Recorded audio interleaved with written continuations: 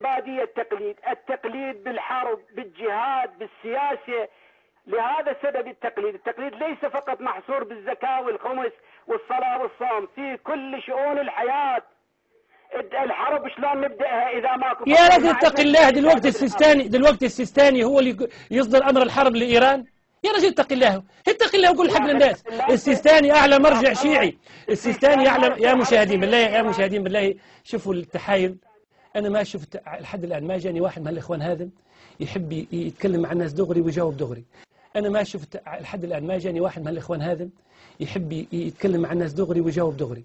أنا ما شفت لحد الآن، ما جاني واحد من الإخوان هذا يحب يتكلم مع الناس دغري ويجاوب دغري.